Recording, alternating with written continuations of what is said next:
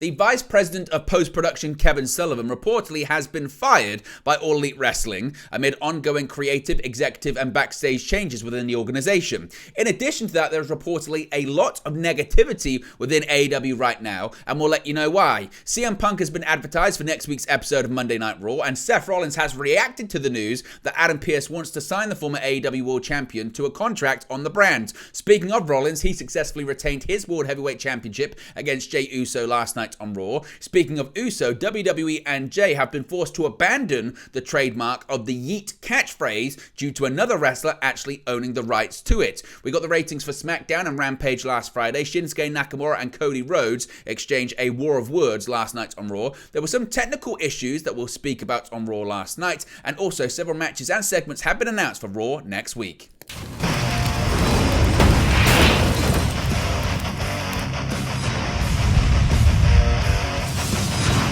Hey guys, welcome back to Wrestling News 365. Hope everyone is doing very well. As always, there are plenty of news stories to get into in the world of professional wrestling. And let's start off talking about more backstage changes within All Elite Wrestling. Now, there have reportedly been some personnel changes in AEW's front office, according to Dave Meltzer of the Wrestling Observer. Former Vice President of Post-Production Kevin Sullivan was let go by AEW on Monday, with Senior Vice President and Co-Executive Producer Mike Mansory making the call to fire him. The report added that Sullivan, not to be confused with the wrestling legend Kevin Sullivan, was, quote, very highly thought of by people within AEW from the earliest days of Tony Khan's promotion when he came over from Impact Wrestling. In fact, Sullivan was said to have, quote, built the entire AEW post-production team, end quote, based in Nashville, and was instrumental in putting together video packages, vignettes, and non-televised programming for YouTube. Meltzer's report added that there are, quote, a lot of questions going around, end quote, regarding the exact reason for Sullivan's dismissal and whether the decision was just a reflection of the changes AEW has been undergoing. It now remains to be seen if Sullivan's firing is part of wider changes being implemented by Mansory, WWE's former vice president of global television production, who joined AEW last December. Upon joining AEW, Mansory revealed he was devoid of fresh challenges in WWE and wanted to be part of the upstart AEW with hopes of competing with the sports entertainment juggernaut. In an interview with Renee Paquette, Mansory noted that he grew up watching the Monday Night Wars and wanted to be part of a similar situation with AEW, possibly challenging the supremacy of WWE.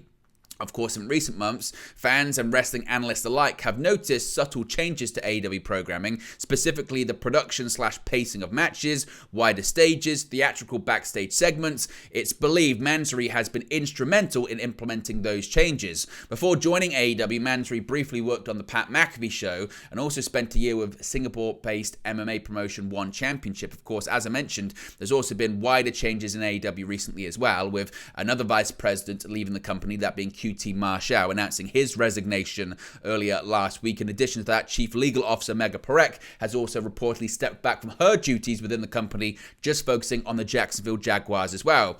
But also reportedly, there's quite a lot of negativity within AEW at the moment. This also comes from Dave Meltzer on today's edition of the Wrestling Observer radio show. He has said the following, quote, they're grossing a lot of money.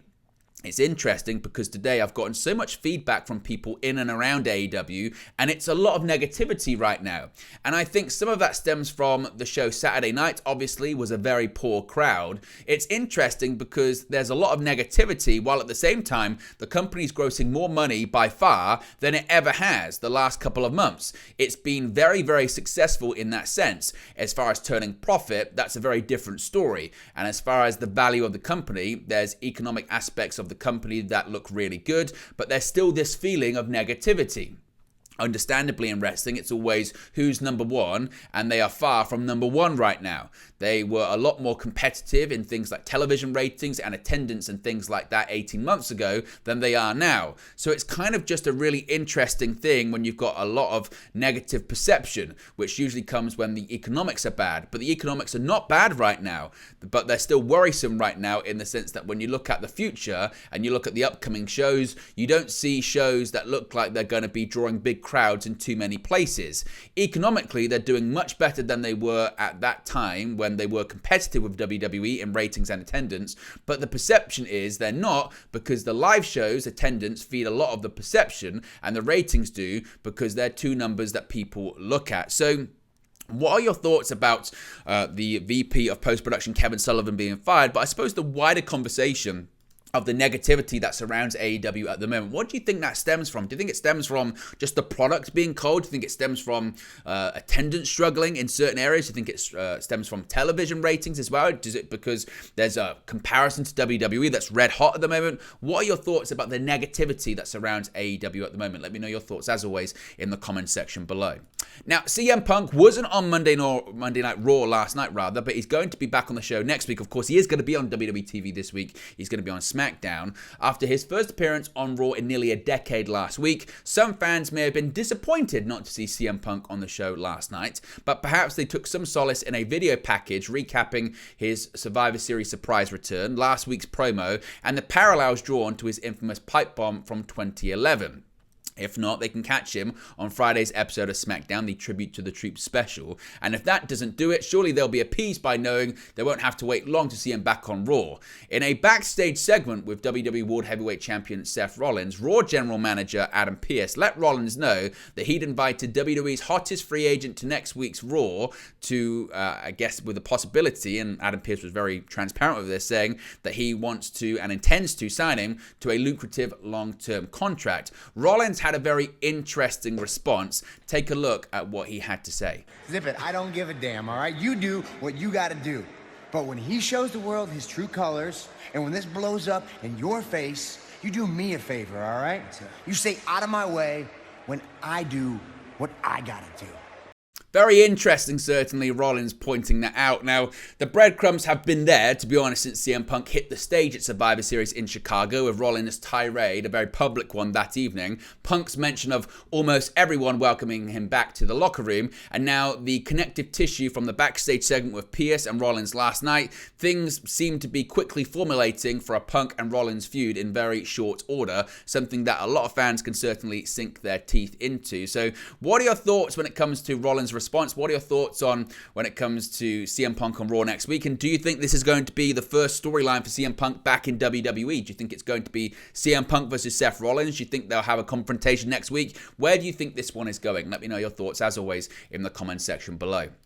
Now, speaking of Seth Rollins, he is still the World Heavyweight Champion after retaining his title last night on Monday Night Raw. Of course, it was the main event heading into the show that it was going to be Jey Uso versus Seth Rollins. Main event, Jey Uso wrestled his second major championship opportunity of the calendar year on Monday night, facing Seth freaking Rollins for the World Heavyweight Championship on Raw.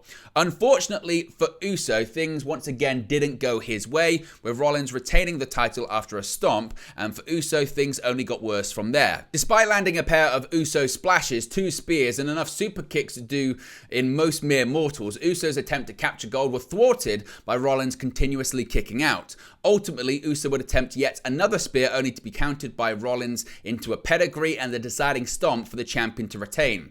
The combatants, who were teammates in their War Games match at Survivor Series, would show each other respect following the end result, but as Uso exited the ring, he found himself back on the receiving end of an assault from one of their War Games opponents. Emerging from the crowd in a black hoodie, Drew McIntyre, still incensed over his long-standing beef with the Bloodline, and now further enraged by Rollins giving Uso a title opportunity over him, delivered a Claymore kick to Uso and caught Rollins off a tope suicida attempt, turning it into a belly-to-belly suplex. To close the show, McIntyre cleared the announce table and slammed Uso through it, seemingly cementing the fact that this feud is far from over. Now, speaking of Jey Uso as well, of course, recently he's got the yeet catchphrase very, very popular and very over, but the problem is they can't really use it moving forward. Jey Uso and WWE have leaned hard into the yeet catchphrase since the star broke away from the Bloodline and became a singles act on Raw, but will have to abandon the phrase because of a trademark issue, according to WrestleVotes. Now, this is what they tweeted out last night, saying, quote, "As evident on Raw just now, I'm told WWE has found trademark issues with with Jey Uso's Yeet. The word and merchandising will no longer be associated with Uso going forward. Now, why? Well, that's because Casey Huffman, a pro wrestler out of West Virginia, has owned the trademark to the word since 2021. Huffman owns the trademark to the phrase Yeet as it pertains to all things professional wrestling. Now, Jey Uso, Jimmy Uso, and Roman Reigns used the Yeet catchphrase during their time together in the Bloodline in the summer of 2023. Jey and Jimmy broke away from the group and feuded with Roman Reigns. The feud concluded at SummerSlam, where Jey Uso faced Reigns for the undisputed Universal Championship. During that match, Jimmy cost his brother the World Championship, and their duo split up with Jey moving to Raw and Jimmy staying on SmackDown. Upon moving to Raw, Jey Uso continued using the phrase, and it was featured not only during promos but on t-shirts and other pieces of merchandise as well. On this week's episode of Raw, Jey's Yeet t-shirt was blurred out during a promo vignette hyping his main event match against Seth Rollins for the World Championship. However, as of right now, the shirt is still available on WWEshop.com. So it looks like they're not going to be using this moving forward. Of course, we get any more details on it, we'll let you know. But what are your thoughts on WWE having to abandon the Yeet catchphrase?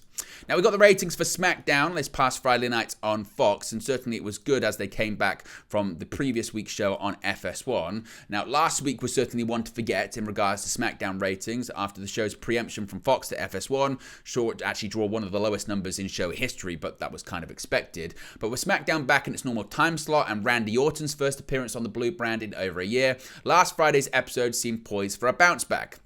Now, whether or not that happens depends how you interpret the numbers. WrestleNomics reports that Friday's episode of SmackDown drew 2.044 million viewers and a 0.59 in the coveted 18 to 49 demographic.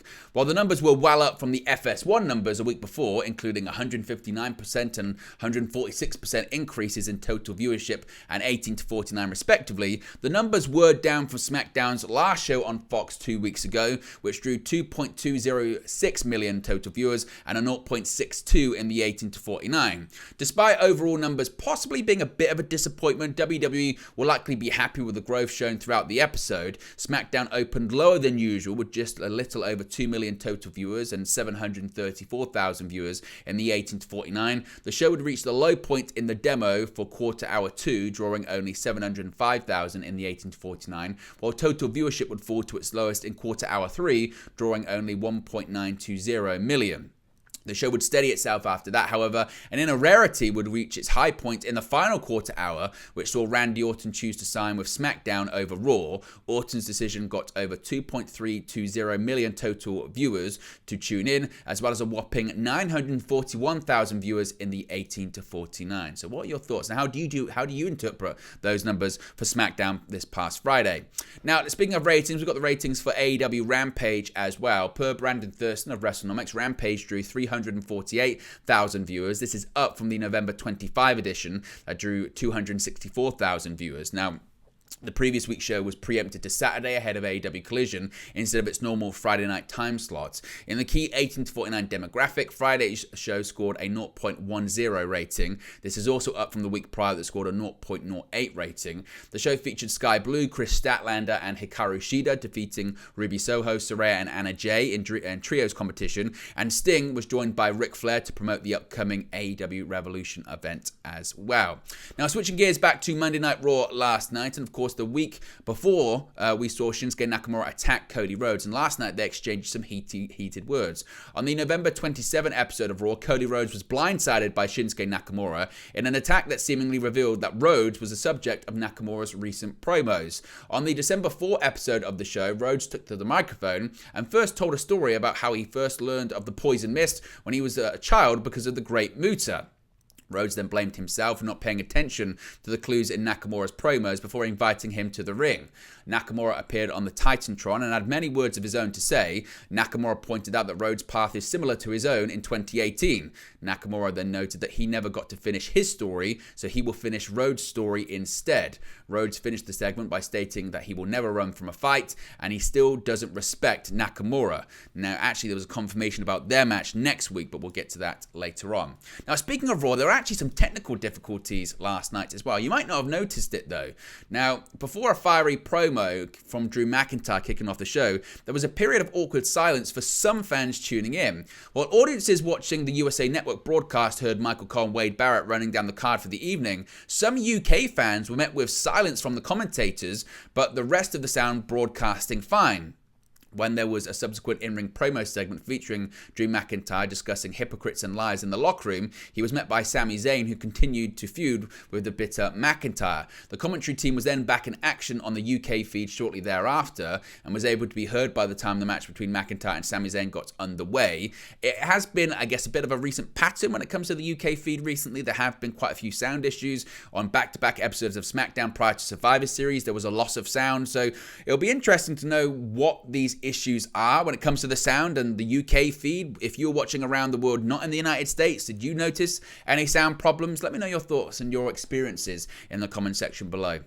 And finally, speaking of Raw, next week we've got several matches being announced for the show. One being the aforementioned Cody Rhodes versus Shinsuke Nakamura match being announced for the show. In addition to that, CM Punk will also be on the show, of course, because it was announced earlier on that Adam Pearce intends to sign him to an exclusive contract. The December 11 episode of Raw will be held at the Rocket Mortgage Fieldhouse in Cleveland, the same arena that CM Punk was set to appear at in January 2014 before he walked out of the company. Of course, we get any more details on more matches being announced, we'll let you know. But there you go, guys. This latest pro wrestling news for you. Be sure to smash a like on the like button. Be sure to subscribe bottom right hand corner. As always, let me know your thoughts in the comment section below, and I'll speak to you again very, very soon. Hey guys, thank you for watching, listening, streaming, or however you come across this video today. Be sure to click on the video on the right there to watch our next video, or click the bottom there to subscribe, or the bottom right hand corner. Thank you very much, and I'll speak to you again very soon.